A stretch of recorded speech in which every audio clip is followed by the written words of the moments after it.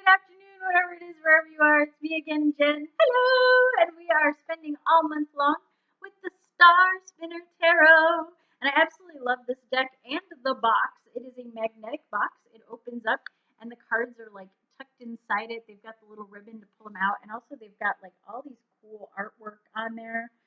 The deck itself is so shiny and so pretty, and it does come with a little book.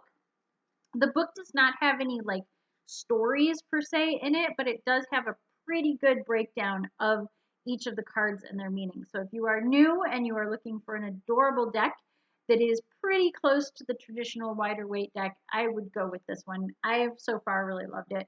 And that's not just because I'm super into like the cutesiness of it. I like all of it. So the interesting thing though is that sometimes the cards aren't exactly traditional.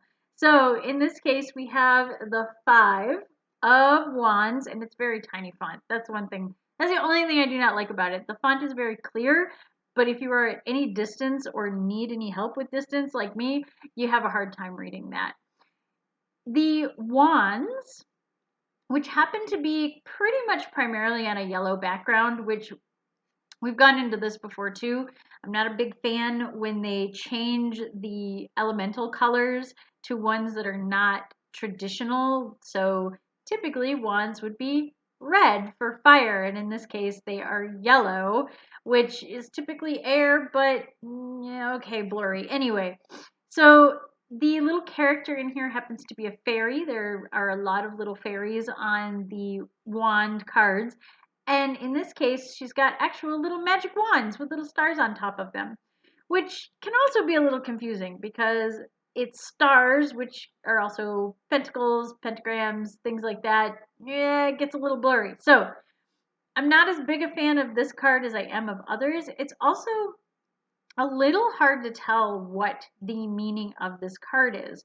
So Five of Wands is usually a card of like combat almost. So like, and it can be playful. It can be challenges of wits and games of sport and things of that nature. But in this, it makes it look like it's a lot more emotional to me anyway. She's curled up. She's kind of turned away. She looks like she may be panicking or having anxiety. And all of these wands are kind of clustered together. So she's either holding them or they're just kind of like arrayed behind her. Either way, this feels like an internal struggle rather than a struggle with others around us, which the Five of Wands typically is a struggle with other people and or other concepts, but it's not usually within ourselves. So I find that kind of interesting and a little bit confusing. For this card, I'm not as big a fan, but I do love the color of it. I think it's a very bright and pretty card. Love the artwork in it. There's actual movement in this with like the way her hair is, and you can almost feel like her wings are moving.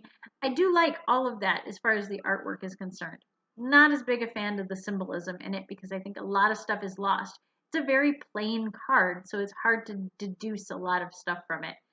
This is almost a Marseille style card where you just have the pips and you count the number on there and that's all you get.